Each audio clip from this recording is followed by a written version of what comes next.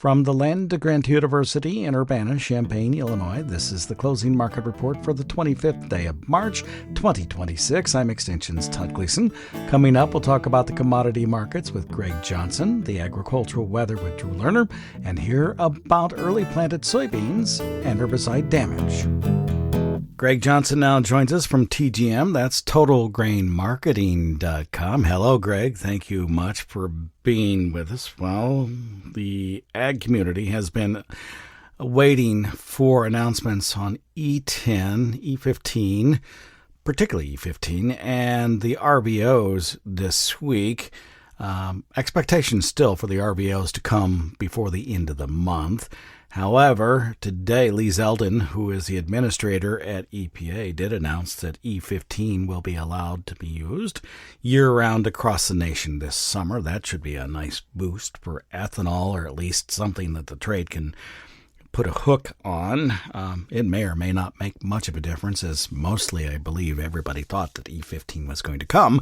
And it has been this way at the very last moment for, well, some time now, like since 2021 or 22.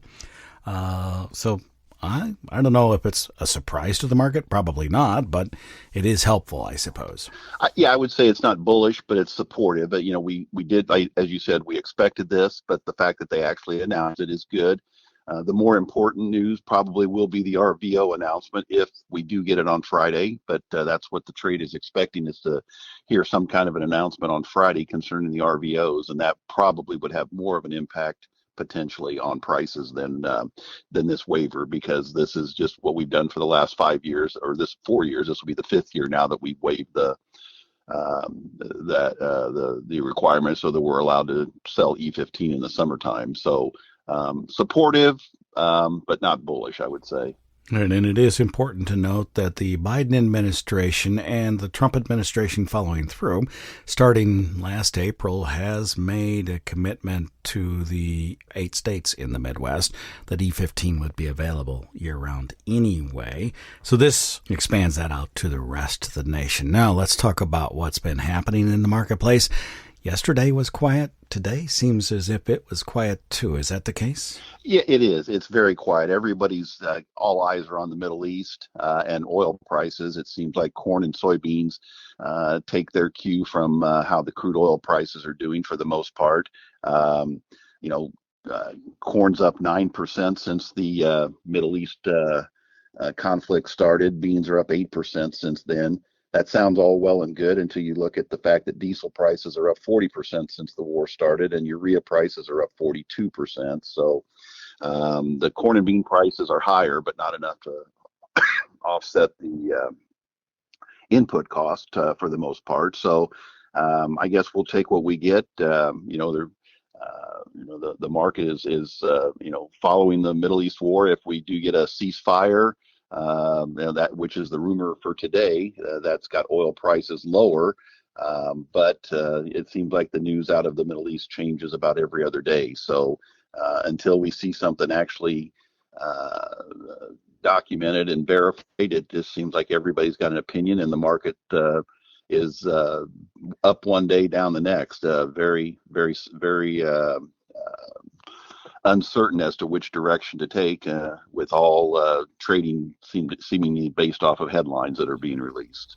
As the diesel fuel prices were coming up, and I don't often talk to you about diesel, but I'm wondering whether when you were having discussions with farmers, had they booked their diesel needs for the spring planting season? A lot of them have, yes. And fortunately for us, a lot of them have locked in their fertilizer needs too. But I think there are a lot of areas that did not. I don't know what percent that is. Maybe a quarter to a third did not get those inputs locked in. And that kind of leads me and others to believe too that maybe that corn acreage number might be a little bit lower than what we were thinking earlier. There was a lot of 94 to 95 million acre corn talk.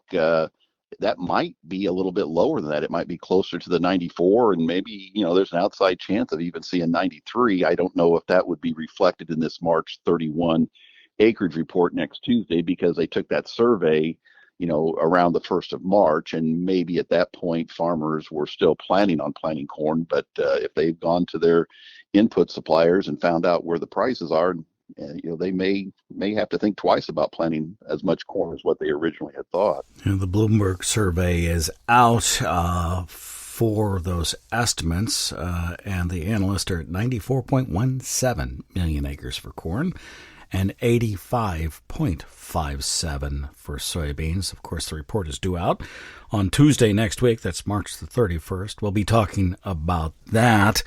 Yesterday, I was in a meeting in the afternoon, a pre-meeting for tomorrow's webinar from the FarmDoc team, as I'll be hosting it, about the price of fertilizer as well as diesel fuel.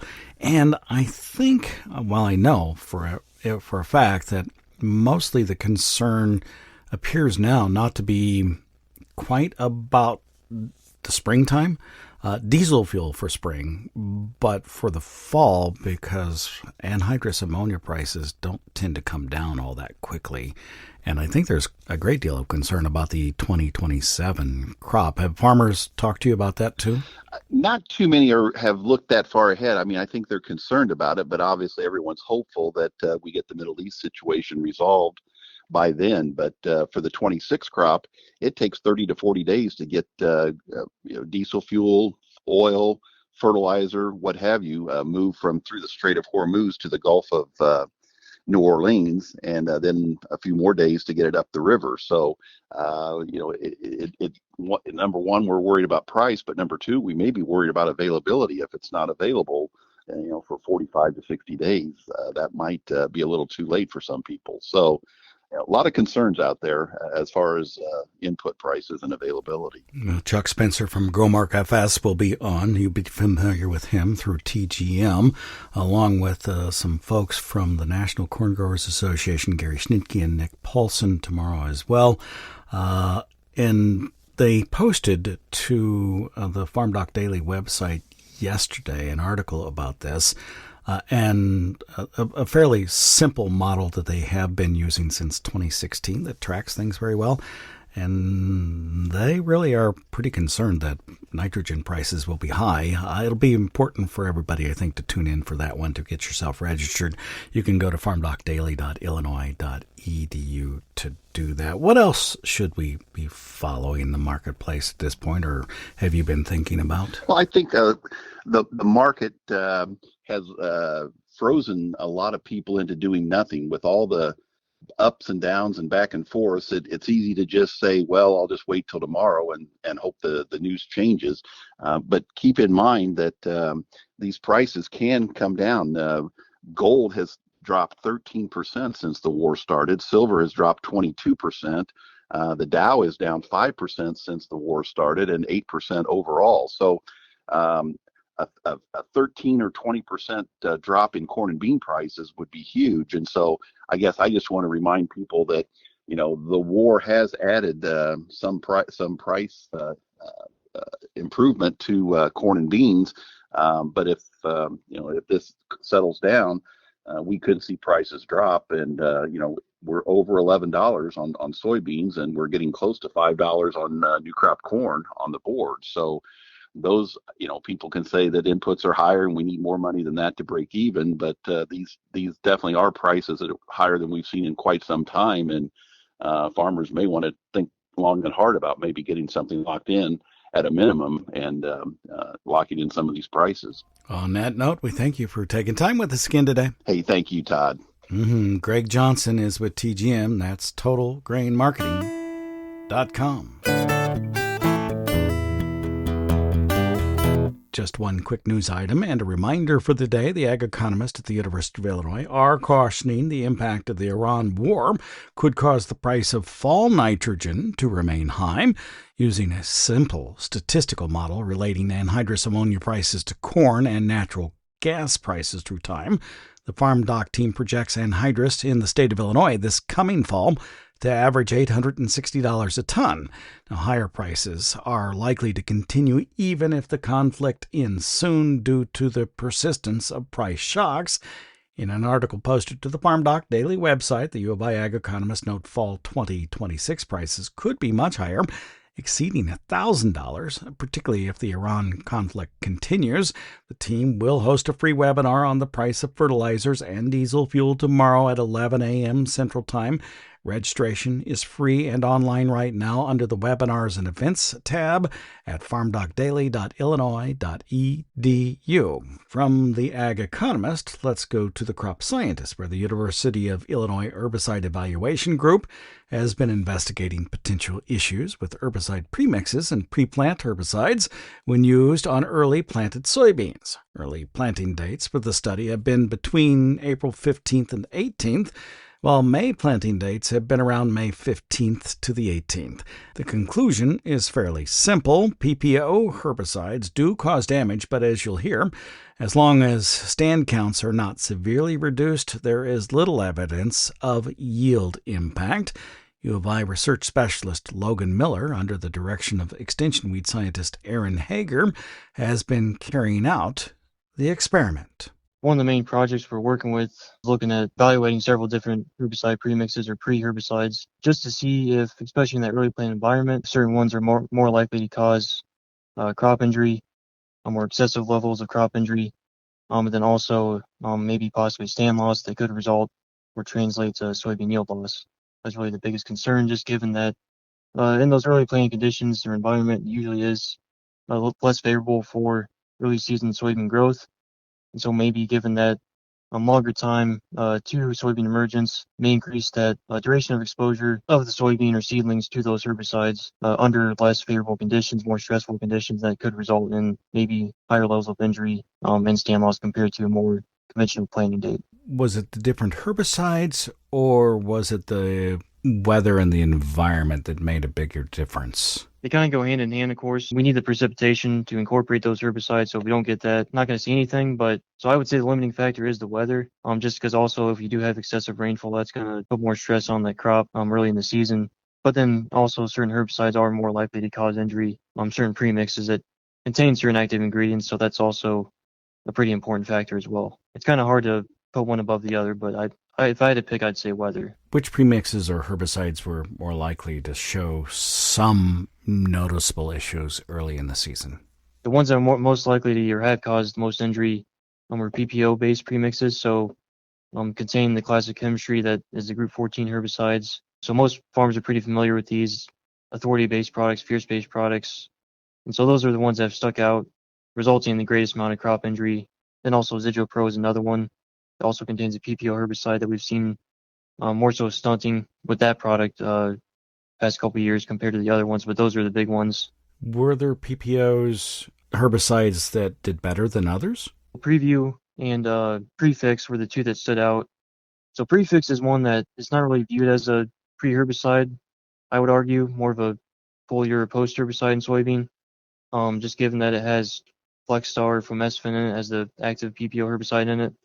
And that's more of a knockdown herbicide, not really known for residual control. We didn't really see any injury with that one. But then as for Preview, it contains metribuzin and also sulfentrazone. And that sulfentrazone component is also in your authority products. So that's been a staple in pre-herbicide control in soybean for a few decades now. And that one we didn't see hardly Preview any injury in relative to the non-tree control, which differed compared to those authority products and like Fierce and Kyber. We definitely saw higher levels of injury with those products compared to Preview and Prefix. So it could be for a couple reasons. Fierce products contain flumioxazin, which is a different active ingredient, but still a PPO herbicide. And so it could be maybe the AI on, depending on the year, maybe more likely to cause injury. But most likely it's just also because the products differ in the amount of actual pounds of active ingredient that they have. So, for example, also like Broadax, it has less sulfentrazone in it compared to, say, an Authority Edge or Authority First. And so that also could be playing a role in the amount of injury that we're seeing. Do take up metribuzin for me. How did it fare in the study? In terms of the premixes with metribuzin, we didn't see like any crop response. And then when we had it just looked at it alone, here in Champaign, we looked at it at 12 ounces of dry metribuzin. And then at our Western Illinois site last year in Pike County, it's a little bit of a lighter soil. So we dropped the rate a little bit down to just over 10 and a half ounces of dry metribuzin. And regardless of the rate there at the site, we didn't see any crop response. I would say you get above 8 ounces, that's definitely in that 10 to 12 ounce range. That's a pretty robust rate. And so that was encouraging to see that we didn't see any crop response, at least last year, with that higher rate of metrorrhizin or stand loss. When you looked at herbicides, you also looked at seed treatments like Ilevo. Did you see any damage there or find anything of interest? So we also evaluated Levo versus non-Levo treated seed. So all the seed had a base seed treatment, but then we added in the Levo as well as a factor. And so the first year of the study, we did see significant stand loss from that Levo seed treatment, regardless of what the pre-herbicide was here in Champaign, and also across both planting dates. But we did not see any yield loss or reduction in that May planting date or a conventional planting date, but in the early planting date, we did see an 11 bushel yield loss or reduction when including Levo, which likely just also has to do with the weather conditions that occurred following planting in that May planting date that were less favorable again for growth. Because we did see, when also just evaluating that May planting date, we saw a significant stand reduction compared to the early, which is kind of opposite what one would expect. But this past year, or last year in 2025, we didn't really see much of the crop response from Levo compared to the first year, and we also didn't see any stand loss.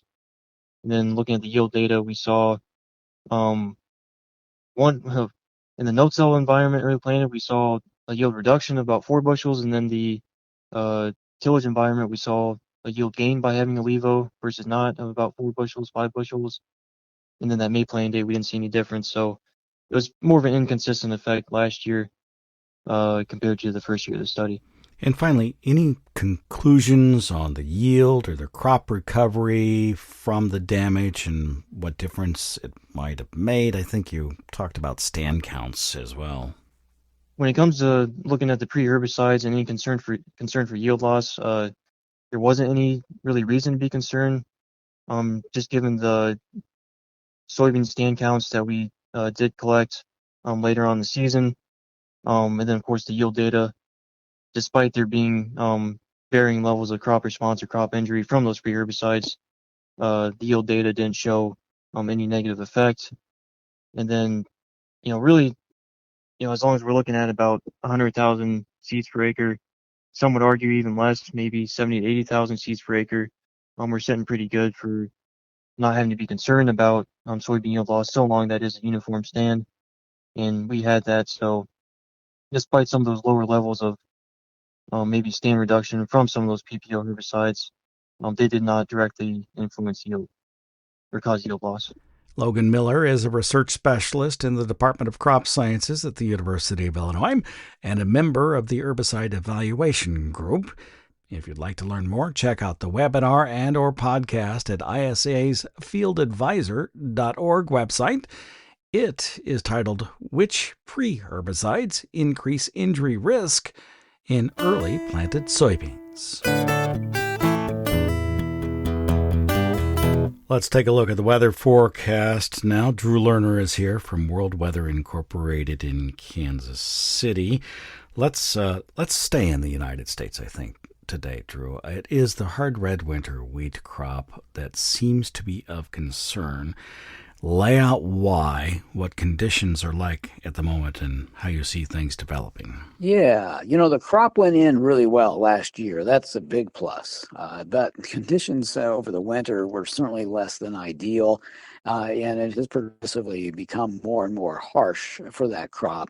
In the winter, we, especially in late January, early February, we had a 3-day period where temperatures were hovering around zero or below it. We were at night well below zero, and during the afternoons we got to the positive single digits. But all of that occurred without snow on the ground. And that was a long enough period of time that we probably did a little damage to the crop. I don't think we killed it necessarily, but there may be some signs of winter kill out there as well. But I think the biggest thing on my mind is that we injured the crop. Now, we came along into late February and into March, and we saw a nice warm-up take place. The crop was stimulated a little bit at times, and we came into March, and we saw the warmer air coming around as well. And so we got the crop to wake up, and it started developing developing in some areas, and then we whacked it with that big freeze of March 14th through the 16th, where the temperatures again fell down close to zero. And in snow-free areas of Kansas, Colorado, and Nebraska, and that further raised another flag that the crop might not have done well. Now, again, I don't think we killed the crop, but we didn't do anything to help it. In the meantime, it hasn't precipitated in that region. And anytime you damage a wheat plant, it can easily recover. It just needs to have wet and cool weather over a couple of 2 or 3 weeks in order for tillers to be set again. And but the thing that's been missing is the rain. We just aren't getting any precipitation out there. And that extreme cold that occurred March 14th through the 16th was immediately followed by, instead of cold and wet conditions, by temperatures in the 90s to near 100 degrees. And that is what I am most concerned with after injuring the crop. It's just the absolute opposite of what that crop needs to get back on track. And we've added more to that. Today, it's going to be in the 80s and 90s out there in the plains. And we're going to see it again early next week, probably Sunday through Tuesday, with 80-degree readings at least. And it's not going to rain at all in these areas for at least another full week and probably for 10 days. And when it does rain, it's going to be very erratic and light. So there is definite reason here to be concerned about the crop. You know, we don't have too many years like this where we don't get an opportunity for the crop to revive itself. And I think this is the scenario we've seen so far is certainly not on track for making that crop better. Here in the Midwest, farmers will be getting the itch because it's been pretty nice. I actually did see a field cultivator running a couple of days ago. Oh, and I mowed my grass yesterday because it was green and growing and frankly actually needed mowing, which was odd. In the month of March, but we need rainfall as well. Will we get some? Yeah, we're going to see a change next week. The first week of April, we're going to bring some moisture into the Midwest. We are going to heat it up too. Probably mid to late week next week will be notably warm biased across the region for a period of 5 days or so. So yeah, I think we're going to firm the soil a little bit between now and then. We're going to warm it up definitely next week, and then we're going to add a little bit of moisture. And I think the bottom line is going to be a really good mix, and we'll be able to get into some of these fields on time for the start of the planting season. So I think it looks pretty good right now. I'm not promising it's going to stay that way, and certainly the northwest part of the corn and soybean producing areas are probably going to keep a little drier bias for a while longer. So that area up there, they may get planted quickly, but they're going to cry for some moisture after a while. Thanks much, Drew. We'll talk with you again next week. You bet. Have a good one. You too. Drew Lerner is with World Weather Incorporated in Kansas City and joined us on this Wednesday edition of the Closing Market Report from Illinois Public Media. I'm Extension's Todd Gleason.